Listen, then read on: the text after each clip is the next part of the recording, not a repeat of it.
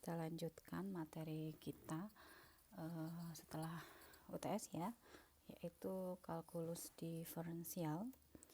Apa itu kalkulus? Di sini nanti ada beberapa materi yang mungkin saya hanya mengulang atau mereview saja, atau merefresh mungkin ya istilah yang lebih tepat, karena saya rasa sudah pernah dipelajari sebelumnya di SMA gitu kan ya. Jadi terkait dengan kalkulus adalah suatu konsep matematika yang mempelajari mengenai analisis tingkat perubahan suatu fungsi. Kalau sebelumnya kita sudah belajar jenis-jenis fungsi, nah sekarang di kalkulus ini kita belajar terkait dengan perubahan terhadap suatu fungsi. Nah, kalkulus ini nanti akan kita bagi dua, yang itu pertama adalah kalkulus diferensial, kemudian kalkulus integral. Untuk yang pertama nanti akan kita pelajari kalkulus diferensial. Setelah kalkulus diferensial kita pelajari, baru nanti kita belajar kalkulus integral juga. Apa itu kalkulus diferensial? Kalkulus diferensial merupakan mempelajari tingkat perubahan rata-rata atau tingkat perubahan seketika suatu fungsi.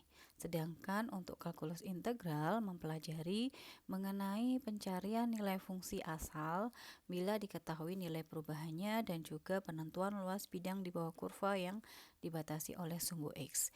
Kedua kalkulus ini nanti kita akan pelajari matematika dasarnya dulu, kemudian nanti kita implementasikan ke dalam ekonomi seperti apa. Kita lanjut. Nah, yang pertama kita belajar tentang konsep limit. Jadi untuk yang pertama kita masuk ke kalkulus diferensial ya. Untuk kalkulus diferensial ini yang pertama kita akan belajar tentang konsep limit. Nah, limit, masih ingat dengan limit? Limit merupakan suatu konsep dasar yang penting untuk memahami kalkulus diferensial dan integral.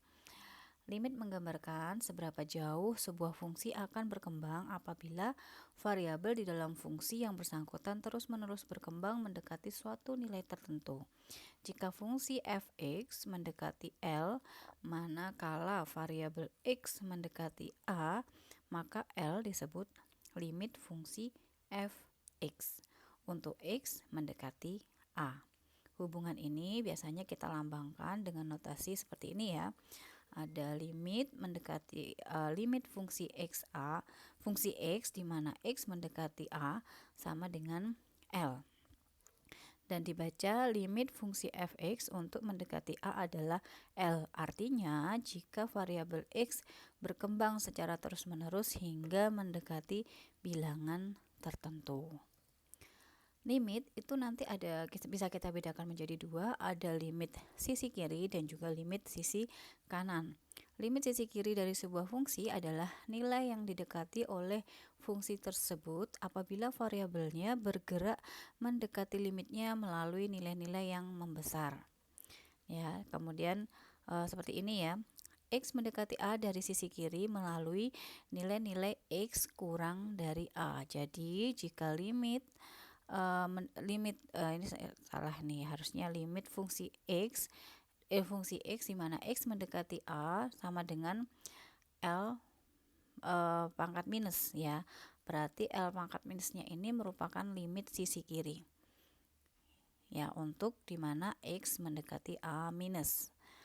Apabila untuk x mendekati A dari nilai yang lebih kecil daripada A, ketika fungsi x mendekati suatu bilangan terbatas, kita sebut L limit sisi kiri dari fungsi x. Jadi tanda negatif tadi menunjukkan nilai yang lebih kecil dari A, itu adalah limit sisi kiri. Sedangkan limit sisi kanan adalah dari sebuah fungsi adalah nilai yang didekati oleh fungsi tersebut apabila variabelnya bergerak mendekati limitnya melalui nilai-nilai yang mengecil, atau x mendekati A dari sisi kanan melalui nilai-nilai di mana x-nya lebih dari A. Kalau tadi limit sisi kiri x-nya kurang dari A. Jadi jika limit fungsi x di mana x mendekati A sama dengan L positif, berarti L positif merupakan limit sisi kanan atau limit sisi kanan fungsi x untuk x mendekati A di mana A-nya adalah positif. Apabila untuk X mendekati A dari nilai yang lebih besar daripada A, ketika fungsi X mendekati suatu bilangan terbatas, kita sebut L merupakan limit sisi kanan dari fungsi X, di mana tanda positif menunjukkan bahwa nilai yang lebih besar dari A. Oke, itu tadi konsep limit. Sekarang kita belajar terkait dengan kaidah-kaidah limit. Jadi jika Anda perhatikan, ada beberapa kaidah nanti yang akan bisa kita bahas. Yang pertama, jika Y sama dengan Fx sama dengan X pangkat N, di mana N-nya lebih dari 0, maka untuk mencari limit X pangkat N, di mana X mendekati A, akan sama dengan A pangkat N. Contoh, ya contohnya, bila nanti ada diketahui limit X pangkat 3, jadi kan tadi di sini ya, X pangkat N-nya ini kita gantikan X pangkat 3, kemudian X mendekati A, di mana nilai X-nya mendekati 2, maka berapakah hasilnya? Berarti nilai X-nya ini kita substitusikan dengan X sama dengan 2, yaitu 2 pangkat 3, ya kan, 2 X pangkat 3 kan, X-nya kita substitusi dengan angka 2, maka 2 pangkat 3 sama dengan 8. Seperti itu.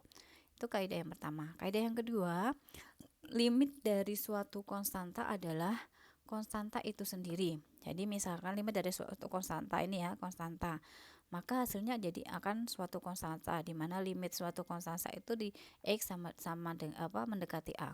Contoh misalkan limit 3, di mana X mendekati 2, maka hasilnya itu akan sama dengan nilai konstanta ini sendiri, yaitu 3. Kaidah yang ketiga yaitu limit dari suatu penjumlahan atau pengurangan fungsi adalah jumlah selisih dari limit fungsi-fungsinya. Tinggal diganti, ini ada plus minus ya, berarti bisa ditambah bisa dikurangi. Jadi kalau misalkan limit fungsi X ditambah atau dikurangi fungsi Gx, di mana X mendekati A, maka kita pisahkan ya, sama dengan limit Fx di mana X mendekati A ditambah atau dikurangi limit Gx di mana X mendekati A. Contoh misalkan ada dua fungsi, ini adalah fungsi Fx-nya, ya kan? Yang ini adalah fungsi Gx-nya. Maka limit Fx ditambah Gx di mana X mendekati 2 adalah, kita pisah di sini sama dengan limit 1, ini kan Fx-nya tadi ya, limit Fx di mana X mendekati 2 ditambah limit Gx di mana X mendekati 2. Jadi kita pisahkan tadi, kemudian baru kita substitusikan nilai X-nya tadi ke masing-masing, ya kan? Di sini yang pertama fungsi Fx-nya adalah 1 min 2X pangkat 2, maka 1 min 2 dikalikan X-nya 2 pangkat 2. Kemudian yang ini berarti kita substitusikan X mendekati 2-nya ke sini, berarti 2 pangkat 3. Ini kita selesaikan, 1 min 2 kali 2 pangkat 2 ditambah 2 pangkat 3 sama dengan min 7 ditambah 8 atau sama dengan 1. Sehingga hasil dari ini tadi, limit ini ya, adalah sama dengan 1. Seperti itu. Kita lanjutkan. Kaidah yang keempat, limit dari suatu perkalian fungsi adalah perkalian dari limit fungsi-fungsinya. Jadi kalau misalkan ada dua fungsi perkalian, Fx dikalikan Gx, limit dari Fx dikalikan Gx di mana X mendekati A, maka kita pisahkan limit Fx di mana X mendekati A dikali limit Gx di mana X mendekati A, sehingga nanti kita selesaikan per masing-masing limit fungsinya. Ini kalau perkalian. Maka menjadi contoh, misalkan ada limit fungsi ini adalah Fx ya, berarti ada dua kan, yang ini adalah Gx-nya, maka kita pisahkan menjadi limit Fx, ini kan Fx-nya ya, Fx-nya berarti adalah 1 min 2X pangkat 2, di mana X mendekati 2 dikalikan dengan limit, ini adalah limit Gx-nya. Limit Gx atau X pangkat 3 mendekati, di mana X mendekati 2. Baru nanti kalau sudah kita pisah seperti ini, tinggal kita substitusikan nilai X-nya ke masing-masing fungsi. Fungsi yang pertama tadi 1 min 2, 2, ini X-nya kita substitusikan 2 di sini, 2 pangkat 2, kemudian ini aja 2 pangkat 3, yaitu min 7 dikalikan dengan 8, ketemu adalah min 56. Itu ya. Kemudian kita lanjutkan untuk kaidah yang kelima. Limit dari suatu pembagian fungsi adalah pembagian dari limit fungsi-fungsinya dengan syarat limit fungsi pembagiannya tidak sama dengan 0. Jadi kalau misalnya sama dengan kayak tadi ya, ada suatu limit fx dibagi dengan limit gx di mana x mendekati a, maka kita pisahkan dulu limit fx di mana x mendekati a dibagi dengan limit gx di mana x mendekati a. Ini syaratnya adalah limit gx-nya tidak sama dengan 0 ya. Jadi sekarang kita masukkan misalkan contoh ada limit x kuadrat min 25. X kuadrat min 25 ini kan berarti adalah fx-nya ya. Kemudian x min 5 ini adalah gx-nya. Kemudian kita pisahkan menjadi seperti ini, berarti limit x kuadrat min 25 atau ini fx, kemudian yang ini adalah gx dibagi dengan limit x kurangi 5 di mana x mendekati 5. Baru nanti kita substitusikan. Nah, untuk yang ini x kuadrat min 25 untuk di langkah kedua ini dipisahkan. Sebenarnya kan x kuadrat min 25 itu kalau kita uraikan itu sama dengan x min 5 dikalikan x plus 5. Tujuannya apa? Dipisahkan seperti itu. Tujuannya adalah untuk ini. Kalau di sini ada sama ya, x plus 5 ini juga salah ya saya. Harusnya yang minus ya. Oke, berarti ini kan sama. Berarti ini sama dengan ini x min 5 kita bagi dengan x min 5 kan kita hapus, hilang kan ya. Berarti tinggal limit x plus 5 di mana x mendekati 5. Ini kan ya, tinggal kita substitusikan nilai x-nya mendekati 5. Maka ini 5 ditambah 5 akan ketemu 10. Seperti itu. Oke, kaidah yang keenam, jika limit dari suatu fungsi berpangkat n adalah pangkat n dari limit fungsinya.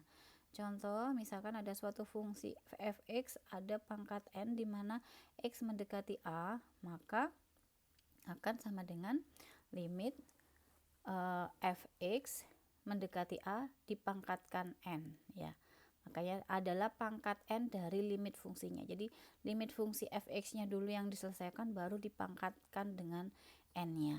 Jadi contoh limit 1 min 2x pangkat 2 ini n-nya pangkat 3 ya kan, dimana x mendekati 2. Maka kita selesaikan dulu ini yang di sininya dulu, baru nanti hasilnya ini baru kita pangkatkan 3. Jadi limit 1 min 2x pangkat 2 di mana x mendekati 2. Berarti ini nanti x-nya kita substitusikan dengan 2. Berarti 1 min 2 kali 2 pangkat 2 itu ketemu minus 7, baru kita pangkatkan 3. Berarti minus 7 pangkat 3 ketemu minus 343. Seperti itu. Kemudian lanjut, kaidah yang ketujuh yaitu limit dari suatu fungsi terakar berpangkat positif adalah akar dari limit fungsinya. Sama ya. Tadi misalkan ada suatu akar limit dari akar fungsi x, akar pangkat n, kemudian x mendekati a, maka akarnya itu kita akarkan setelah limit fungsi di dalamnya kita selesaikan dulu. Contoh, ada limit x pangkat 3 min x plus 44 akar 3 di mana x mendekati 5. Maka kita selesaikan dulu yang di dalamnya ini. X pangkat 3 dikurangi x plus 4. Maka itu nilai x-nya kita substitusikan dengan 5. Ini ya. Maka berapa di sini? 5 pangkat 3 min 5 ditambah 44. Ini hasilnya adalah 64. Baru 64-nya ini baru setelah kita substitusikan nilai x-nya ke dalam fungsi x-nya baru kita akarkan. Jadi akar 64 dari 3 ya, akar 3 ya, dari 64 yaitu ketemu 4. Seperti itu. Oke. Saya lanjutkan. Ini terkait dengan kesinambungan. Hanya informasi saja bahwa sebuah fungsi f dikatakan sinambung pada x sama dengan a jika fungsi a-nya terdefinisi, di mana limit fungsi x terdefinisi itu di mana x-nya mendekati a. Yang ketiga, limit fx sama dengan a di mana x mendekati a.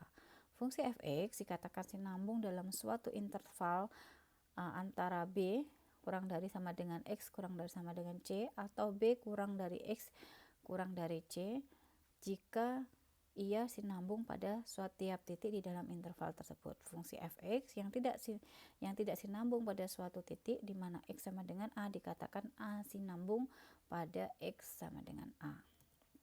Oke, itu tadi terkait dengan limit. Saya lanjutkan, yang berikutnya adalah derivatif atau turunan pertama. Hakikat derivatif dan diferensial, ini salah ya, diferensial ini titiknya kurang. Jadi kalau Anda lihat delta Y dibagi dengan delta X itu merupakan lereng dari suatu kurva Y sama dengan fx. Jadi kalau kita notasikan dalam limit itu ya, limit dari delta Y per delta X di mana delta X yang mendekati 0 itu sama dengan diferensial Y terhadap diferensial X. Ya, ini dy dx itu adalah diferensial Y terhadap diferensial X ya. Atau kalau dy dibagi dx itu sama dengan derivatif. Ya kan? dy dibagi dx terdiri dari dua suku, dia dinamakan diferensial X dan dx merupakan diferensial dari Y. Jadi kalau yang ininya itu kita sebut diferensialnya ya. Diferensial x dx itu sama dengan delta x, sedangkan diferensial dari y terhadap dy atau dy per dx itu merupakan delta y ya, harusnya seperti itu. Nah, dy per dx ini merupakan lereng taksiran dari suatu kurva y sama dengan x pada kedudukan x tertentu. Delta y dibagi delta x, lereng yang sesungguhnya terjadi. Kalau pada saat kita menghitung delta y terhadap delta x, ya kalau delta y sama delta y kita sudah tahu nih selisih ya, selisih y2 y1 dibagi dengan x2 min x1, maka ini merupakan lereng yang sesungguhnya. Kalau kita nggak tahu, bisa kita gunakan dengan cara diferensial y terhadap diferensial x-nya. Nah, ini kita sebut lereng taksiran. Lereng taksiran ini dapat lebih besar atau lebih kecil atau bisa sama dengan lereng yang sesungguhnya, tergantung pada jenis fungsinya dan besar kecilnya pada perubahan pada variabel bebasnya. Nih, kalau untuk fungsi y sama dengan fx di mana yang bentuknya linier, lereng taksiran akan sama dengan lereng sesungguhnya. Lereng taksiran tadi kan dy per dx kan ya. Sedangkan lereng sesungguhnya itu kan kita menggunakan delta y dibagi dengan delta x. Nah, kalau perubahan terhadap x berarti x ini kan ya, delta x itu kan dari sini ke sini. Jadi perubahannya ya. Kemudian delta y itu kan dari sini ke sini, ini perubahannya atau selisihnya kan ya. Nah, itu kalau perubahan x itu akan sama dengan delta x, sedangkan perubahannya sama dengan delta y. Diferensial x kita sebut dx, sedangkan diferensial y kita sebut dy. Koefisien diferensial delta x dibagi delta y dibagi delta x itu kita sebut koefisien diferensial, sedangkan derivatif itu kita sebut kalau dy dibagi dx itu kita sebut derivatif. Dimana kalau persamaannya linier, diferensial y terhadap diferensial x itu sama dengan delta y dibagi dengan delta x. Itu berlaku untuk persamaan linier. Sedangkan kalau fungsinya non-linier, nah kalau non-linier ketika dy-nya lebih besar daripada delta y, maka otomatis nanti kemiringannya akan overestimate, atau kebalikannya jika delta y kurang dari diferensial y kurang dari delta y, maka akan terjadi underestimate. Lebih mudahnya kita lihat di sini contohnya. Setiap fungsi bisa diturunkan lebih dari satu kali, tergantung derajatnya. Turunan pertama dari fungsi awal, turunan kedua, turunan dari fungsi pertama. Jadi suatu y, misalkan y sama dengan fx gitu kan ya. Biasanya ketika kita turunkan pertama kan akan menjadi y aksen. Kemudian kalau turunan kedua dari y ini tadi kita sebut y 2 aksen gini kan ya. Nah, y 2 aksen itu sebenarnya turunan pertama dari y aksennya, seperti itu yang dimaksud. Contoh, y sama dengan fx, di mana x pangkat 3 min 4x kuadrat plus 5x sama min 7. Ini persamaan fungsinya ya untuk linear. Turunan pertamanya adalah diferensial y terhadap dx. Menjadi dari ini kita turunkan yang pertama menjadi x pangkat 3 menjadi 3x kuadrat, 4x kuadrat kalau kita turunkan menjadi 8x, 5x min 7 kita turunkan menjadi 5x kita turunkan menjadi 5, kalau min 7 kita turunkan menjadi 0. Nanti ada caranya ya. Ini y aksennya, sedangkan kalau kita turunkan turunan keduanya berarti kita turunkan ini yang 3x kuadrat ini min 8x plus 5 kita turunkan lagi menjadi 6x min 8. 6x min 8 kalau kita turunkan lagi menjadi 6. 6 kalau kita turunkan lagi menjadi 0. Itu ya. Jadi suatu fungsi itu bisa diturunkan lebih dari satu kali tergantung derajatnya, derajat fungsinya. Ini kan derajatnya pangkat 3 kan ya, sampai terakhir adalah di 0 ini. Berarti bisa diturunkan sampai 4 kali, turunan keempat. Seperti itu. Hubungan antara fungsi dan derivatifnya. Dengan mengetahui hubungan antara fungsi dan derivatifnya, maka besarnya turunan pertama dan turunan kedua akan bisa dikenali bentuk gambar dari fungsi tersebut. Kita akan mengetahui kurvanya akan menaik atau menurun, titik ekstrim dan juga titik beloknya. Jadi derivatif ini sebenarnya nanti bisa kita gunakan untuk mencari titik ekstrim atau titik puncak suatu fungsi parabola. Atau kalau untuk titik belok ini biasanya digunakan untuk fungsi kubik ya. Tapi dalam hal ini kita tidak belajar tentang fungsi kubik, kita hanya sampai ke fungsi parabola saja. Contoh ya, jadi misalkan suatu fungsi y sama dengan fx, di mana fungsinya adalah ini ya, sepertiga x pangkat 3 min 4x kuadrat plus 2x min 5. Dari sini sebenarnya dari pangkatnya kan kita sudah tahu bahwa ini merupakan fungsi kubik gitu kan ya. Ketika kita turunkan fungsi kubik ini, maka menjadi y aksen di diferensial y terhadap dx, turunan dari sepertiga x pangkat 3 min 4x kuadrat plus 2x min 5 ini menjadi x kuadrat min 8x plus 5. Jadi fungsi kubik tadi setelah diturunkan tadi menjadi fungsi kuadrat. Kalau fungsi kuadrat berarti menjadi x-nya pangkat 2 berarti menjadi fungsi kuadrat. Jadi yang awalnya fungsi kubik ketika diturunkan menjadi fungsi kuadrat. Fungsi kuadrat ketika diturunkan lagi jadi x kuadrat min 8x plus 5 ini kita turunkan menjadi 2x min 8. Karena ini pangkat 1 menjadi fungsi linear. Kalau fungsi linear kita turunkan lagi ya kan, dari 2x min 8 kita turunkan menjadi 2. Berarti ketika fungsi linear kita turunkan lagi menjadi suatu konstanta. Jadi perhatikan pengurangan derajat fungsi pada masing-masing turunannya. Seperti itu. Nah, di sini kita ada juga fungsi menaik dan fungsi menurun. Turunan pertama dari sebuah fungsi non-linear dapat digunakan untuk menentukan apakah kurva dari fungsi yang bersangkutan menaik atau menurun pada kedudukan tertentu.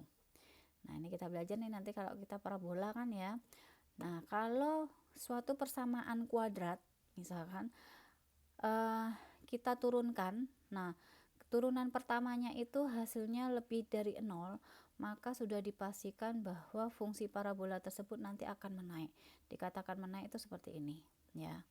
Sedangkan kalau turunan pertama dari suatu fungsi hasilnya adalah kurang dari 0, maka sudah dipastikan bahwa suatu fungsi parabola itu pasti akan menurun, akan berbentuk seperti ini, menaik. Kalau menaik seperti ini, kalau ini menurun ya. Intinya dilihat dari sini, turunan pertamanya lebih dari 0 atau turunan pertamanya kurang dari 0. Kalau turunan pertamanya suatu fungsi parabola atau fungsi kuadrat lebih dari 0, maka dia akan menaik, sedangkan kalau fungsi kuadratnya atau fungsi parabolanya turunan pertamanya kurang dari 0, maka y-nya atau persamaan fungsinya akan menurun. Dikatakan menurun itu seperti ini, kalau dikatakan menaik itu seperti ini. Itu ya.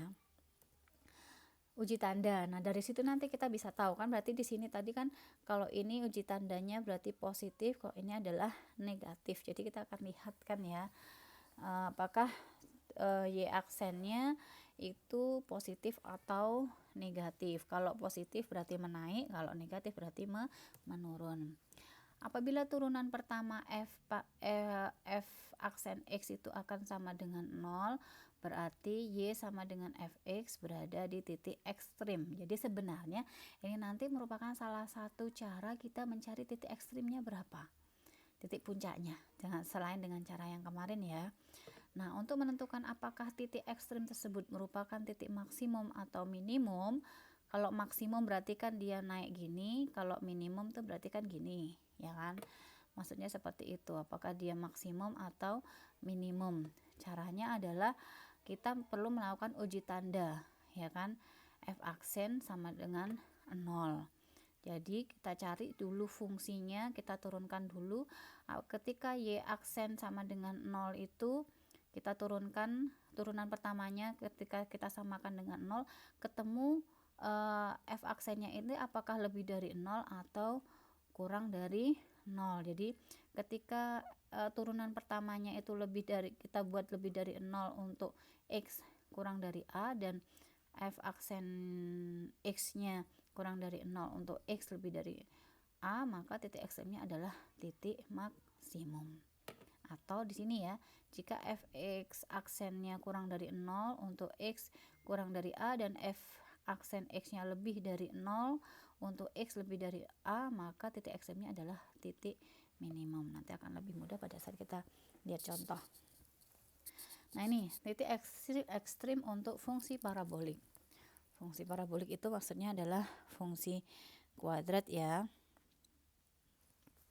Nah, turunan pertama dari fungsi parabolik y sama dengan fx berguna untuk menentukan letak titik ekstrimnya. Jadi ketika fungsi parabola itu kita atau fungsi kuadrat kita turunkan pertama, maka akan bisa kita ketahui di manakah letak titik ekstrimnya. Sedangkan turunan kedua berguna untuk mengetahui jenis titik ekstrim yang bersangkutan. Perhatikan fungsi parabolik berikut dan turunan-turunannya serta hubungan secara grafiknya. Nah, coba di sini ada suatu fungsi parabola atau kuadrat x kuadrat min 8x plus 12. Ini kan fungsi parabola. Ketika kita turunkan, turunan yang pertama masih y aksen, dari x kuadrat min 8x plus 12 ini kan menjadi 2x min 8. Ini menjadi fungsi linier. Ketika fungsi linier ini kita turunkan lagi, maka kan fungsi linier kalau diturunkan akan menjadi suatu konstanta, 2x min 8 ketemu 2 ya. Perhatikan ini turunan pertamanya, ini turunan keduanya. Dari hasil turunan pertama dan turunan kedua nanti bisa kita tentukan apakah berapa titik puncaknya atau titik ekstrimnya, dan dia merupakan titik ekstrim menaik atau menurun. Parabola ini tadi x kuadrat min 8x plus 12 itu mencapai titik ekstrimnya minus. Dalam hal ini titik minimumnya yaitu 4 min 4. Maksudnya seperti apa? Coba perhatikan, ketika kita turunkan yang pertama y aksennya sama dengan 0. Jadi tahap pertama itu yaitu kita untuk mencari ya, turunan pertamanya sama dengan 0. Turunan pertama tadi ketemu 2x min 8 sama dengan 0, maka 2x sama dengan 8, dimana x sama dengan 4 ya kan. Nah, terus ketika x sama dengan 4 kita masukkan ke dalam persamaan parabolanya ya kan. Ini kita masukkan x sama dengan 4, berarti y nya adalah 2 dikalikan 4 X sama dengan 4 kita masukkan ke dalam persamaan parabolanya ya, ini kan tadi ketemu X nya sama dengan 4, kita masukkan ke persamaan parabolanya, yaitu X kuadrat min 8X plus 12. Maka X nya kita ganti menjadi 4 kan, 4 kuadrat min 8 dikalikan 4, kemudian ditambah dengan 12 menjadi berapa? 4 kali 4 16 kan, 16 min 8 kali 4 32 plus 12. 16 min 32 adalah min 16 kan ya, min 16 ditambah 12 sama dengan minus 4. Maka ketemu Y nya adalah minus 4. X nya tadi adalah 4. Ketemulah titik ekstrimnya. Titik ekstrimnya berarti ketemu di 4, min 4. Nah, mencapai titik ekstrimnya minus. Kenapa kok minus? Dalam hal ini titik minimum. Jadi dia menurun ya, dari titiknya adalah Y nya, karena Y nya adalah minus. Selain kalau yang kemarin kita lihat dari nilai A nya ya, kalau A nya dia positif, maka A nya di sini kan di depan X pangkat 2 kan, A nya kan A nya positif, berarti kan nanti kurvanya akan terbuka ke atas. Nah, titik ekstrimnya kan ada di sini.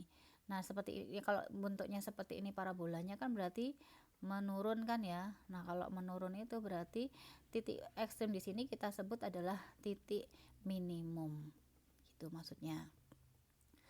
Sedangkan kalau gambarnya seperti ini, maka titik ekstrimnya di sini itu kita kan ini kurvanya menaik ya. Menaik namanya. Maka titik puncak di sini atau titik ekstrim di sini kita sebut titik ekstrim maksimum. Kalau bentuknya seperti itu. Gitu. Ya. Jadi seperti ini ya. Ketika Y persamaan kuadratnya ini ketika kita turunkan kan menjadi persamaan linier, gambarnya seperti ini. Ketika kita turunkan lagi akan menjadi suatu konstanta. Jadi awalnya bentuknya kuadrat, kita turunan pertamanya menjadi linier, terus keturunan yang keduanya menjadi suatu konstanta. Kalau kita gambarkan seperti itu. Tadi titik puncaknya atau titik ekstrimnya adalah minimum, karena dikatakan minimum paling bawah ya.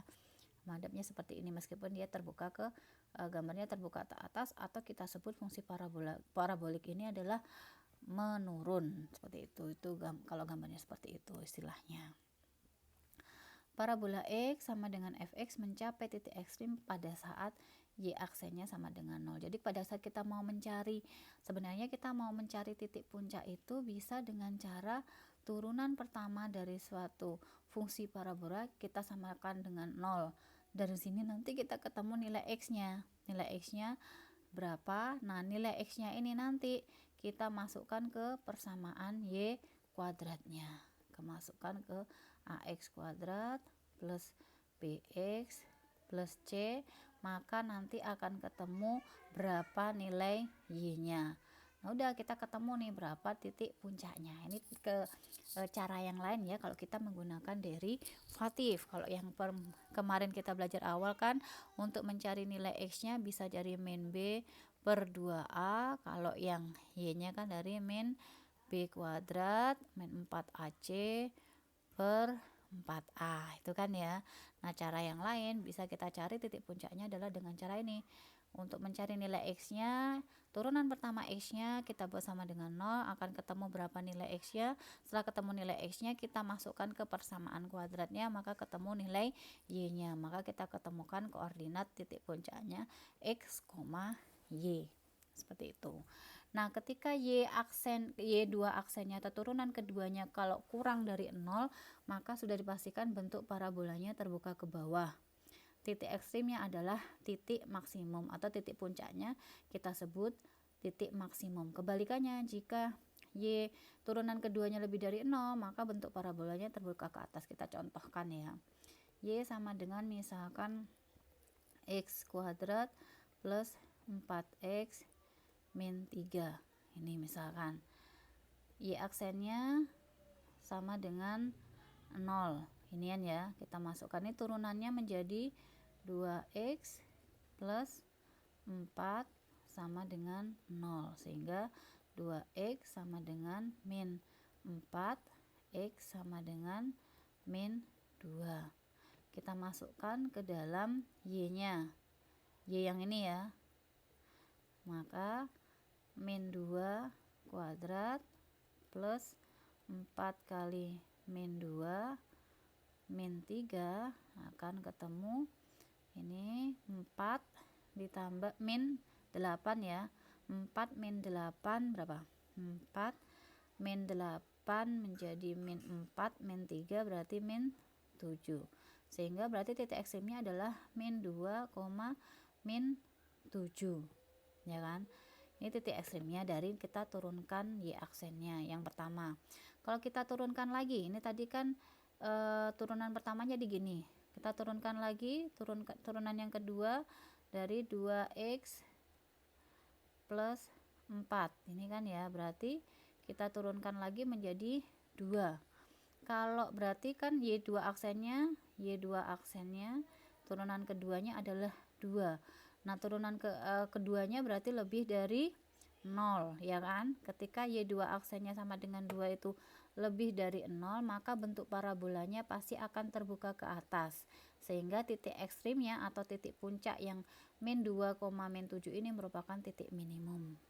Sudah jelas ya bahwa di sini kan kalau kita lihat fungsinya x kuadrat plus 4x min 3, karena nilai a-nya positif, berarti otomatis gambar parabolanya nanti akan terbuka ke atas. Jadi sama ya, terbukti ya. Di sini tadi, jadi di sini titik ekstrimnya harusnya adalah min 2, min 7 titik puncaknya. Kemudian terbuka ke atas karena ketika kita turunkan yang kedua itu lebih dari 0, dan ini nanti titik ekstrim min 2,7 ini kita sebut sebagai titik minimum, seperti itu. Titik ini kalau untuk fungsi kubik saya lewatkan. Nah, sekarang kita belajar kaidahnya. Tadi mungkin bingung ya, kenapa kok bisa diturunkan dari y kemudian y aksen 1, y aksen 2, caranya gimana gitu kan ya. Nah, ini fungsi kaidah diferensial. Jadi kalau kita mau menurunkan suatu fungsi diferensial konstanta jika y sama dengan k, di mana k adalah konstanta. Jadi kalau misalkan saya ada y, berapapun y, misalkan sama dengan 5, 6, 7 gitu kan ya, ketika ini diturunkan atau menjadi y aksen, berapapun angka di sini adalah y aksennya akan sama dengan 0. Jadi kalau y sama dengan konstanta, maka ketika kita turunkan akan sama dengan 0. Kemudian kalau misalkan diferensiasi dari fungsi linier, ada y sama dengan ax plus bx, ketika diturunkan akan sama dengan nilai b-nya. Contoh, jika y sama dengan 2x plus 3, ya kan? Ini kan a plus bx kan, a-nya 3, b-nya 2. Nah, ini kalau kita turunkan akan menjadi 2 sama dengan b-nya, ya kan? Sebenarnya turunan itu dasarnya gini.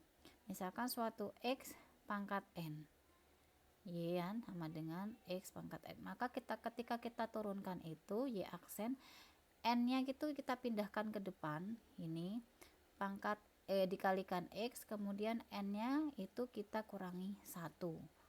Seperti itu. Jadi misalkan y sama dengan 2 pangkat 2, atau gini, y sama dengan x pangkat 5, maka y aksennya adalah 5-nya kita kedepankan x, 5x. Nah, yang pangkatnya 5 ini kita kurangi dengan 1. Nah, berarti y aksennya adalah 5x pangkat 4. Nah, fungsi konstanta ini tadi, fungsi linear tadi ini kalau kita turunkan kan dari 2x plus 3, ya kan? Ketika kita turunkan tadi konstanta, ingat kalau konstanta itu berarti kan sama dengan 0 kalau kita turunkan berapapun konstantanya kan ya. Sedangkan ini berarti sama dengan 2x pangkat 1, maka 2-nya tetap aja gini. Satunya kita pindahkan ke depan gini. Terus x gini, 1 pangkat 1 min 1. Asalnya kan dari situ. Berarti 2 kali 1 adalah 2, X pangkat 1 kurangi 1 kan sama dengan X pangkat 0. Sedangkan X pangkat 0 itu kan sama dengan 1. Berarti sama dengan 2. Itu ya, itu asalnya. Nah, diferensial fungsi pangkat. Nah, ini kalau fungsi pangkat contohnya nih ya. Contoh misalkan Y sama dengan 2X pangkat 3. Ya, dimana A-nya adalah konstanta. Konstantanya kan 2. Maka ketika kita turunkan, duanya ini tetap. Duanya tetap karena konstanta. Kalau perkalian ya, kalau penjumlahan, konstanta penjumlahan kalau kita turunkan jadi 0. Tapi kalau ini perkalian, ini maka konstantanya adalah kita tetap, tidak kita turunkan. Nah, ini yang X pangkat 3-nya ketika kita turunkan, 3-nya pindah ke depan gini. Kemudian X pangkat 3, pangkat 3-nya itu kita kurangi 1. Sehingga menjadi 2 kali 3, 6. X pangkat 3 min 1-nya berarti X kuadrat. Sehingga 2X pangkat 3 ketika kita turunkan menjadi 6X kuadrat. Seperti itu. Lanjut. Ini kalau diferensial penjumlahan atau pengurangan. Jadi ini bisa penjumlahan atau pengurangan sama ya. Jadi misalkan diketahui Y sama dengan 2X kuadrat plus 3X pangkat 3. Ini kan fungsi, ini juga fungsi kan ya. Jadi misalkan kita simpulkan ini U, ini adalah V. Maka ya sudah, berarti kita turunkan satu-satu. U ini kalau kita turunkan menjadi U aksen kan ya. Nah, berarti 2X kan U-nya, sehingga kita turunkan 2X kuadrat ya. Maka U aksen 2X kuadrat ini kalau kita turunkan berarti 2-nya pindah ke depan kan ya. 2, konstanta 2-nya tetap 2, kemudian X pangkat 2, pangkat 2-nya kita kurangi 1. Maka ketemu 2 kali 2 4, pangkat X 2 min 1 1, pangkat X pangkat 1 pangkat 1 gini kan ya. Nah, pangkat 1 X pangkat 1 kan tidak perlu kita tulis. Berarti untuk U ini atau 2X kuadrat ini kalau kita turunkan menjadi 4X. Sedangkan untuk yang 3X kita simbolkan V ya kan. V kita turunkan menjadi V aksen, di mana V-nya itu adalah 3X pangkat 3.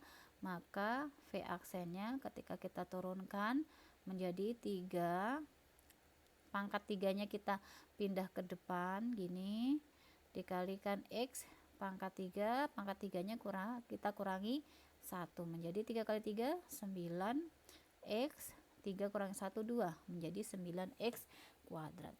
Sehingga kita masukkan aja ke sini, berarti Y aksennya akan sama dengan U aksennya berapa? 4X ya.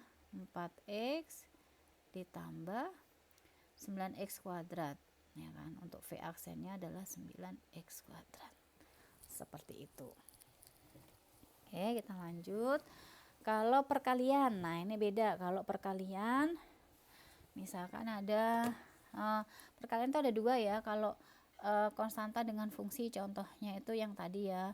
Misalkan 2X pangkat 3. Perkalian konstanta dengan fungsi, maka turunannya adalah sama dengan 2, 2-nya tetap, 3-nya kita pindahkan ke depan X, 3, X-nya tetap, kemudian pangkat X-nya itu kita kurangi 1, sehingga menjadi 2 kali 3 adalah 6, X-nya dari pangkat 3 menjadi pangkat 2. Nah, kalau ini fungsi dengan fungsi, misalkan contohnya adalah Y sama dengan 2X dikalikan dengan, ya gampang-gampang aja, misalkan 3X kuadrat ini kan ya. Maka ini adalah fungsi fx, ini adalah fungsi gx nya ya kan, atau kita simbolkan u, di sini adalah v. Maka y aksennya kita cari dengan cara seperti ini. Sebelumnya berarti kalau ini u, ini v, kita cari dulu u aksennya. U aksennya dari 2x adalah berapa? 2 kali, ini kan X pangkat 1, 1 taruh di depannya X, kemudian X pangkat 1 min 1 sama dengan 2X, 1 min 1 kan 0, X pangkat 0. X pangkat 0 itu kan sama dengan 1, berarti U aksennya adalah sama dengan 2.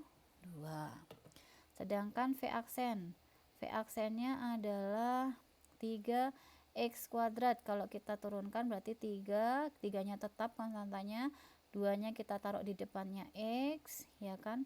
Pangkat X-nya 2, kita kurangi 1, sehingga menjadi 3 kali 2 adalah 6. Dari yang X kuadrat tadi 2 kurangi 1 menjadi X pangkat 1 atau sama dengan 6x, karena kalau 6x pangkat 1 kan tidak perlu kita tulis satunya ya.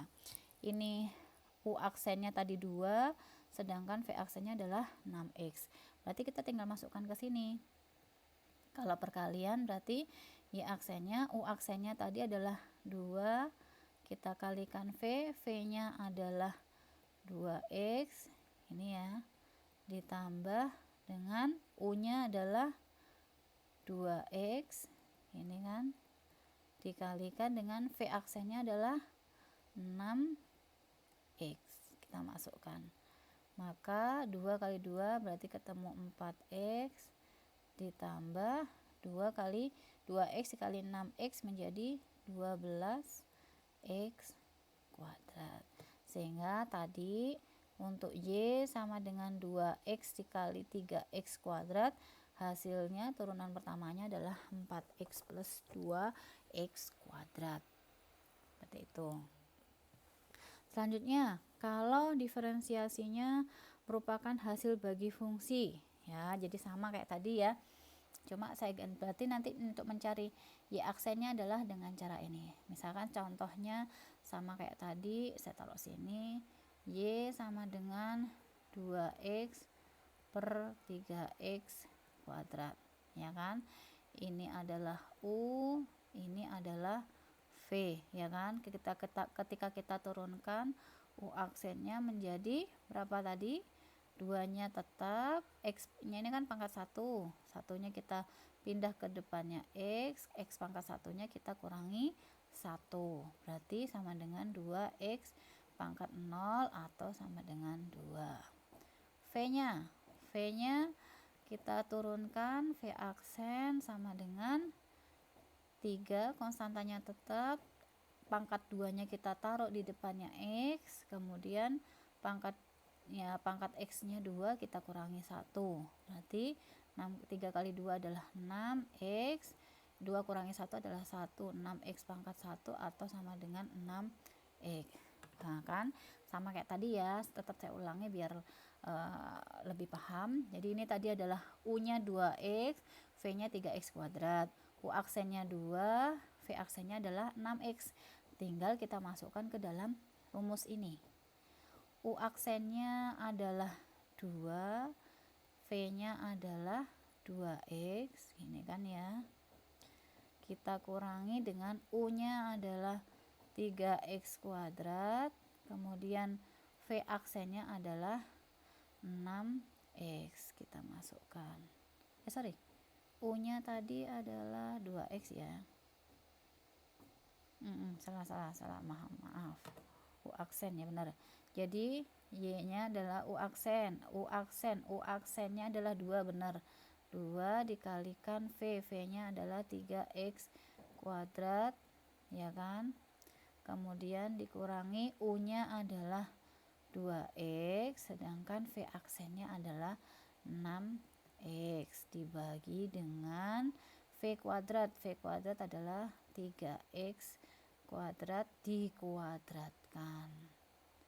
Ini ya, berarti kita selesaikan sama dengan 6x, ya kan, 2 kali 3 6x, min 2 kali 6 12x kuadrat dibagi dengan 3x kuadrat, ini berarti sama dengan berapa? 9x pangkat 4 gitu.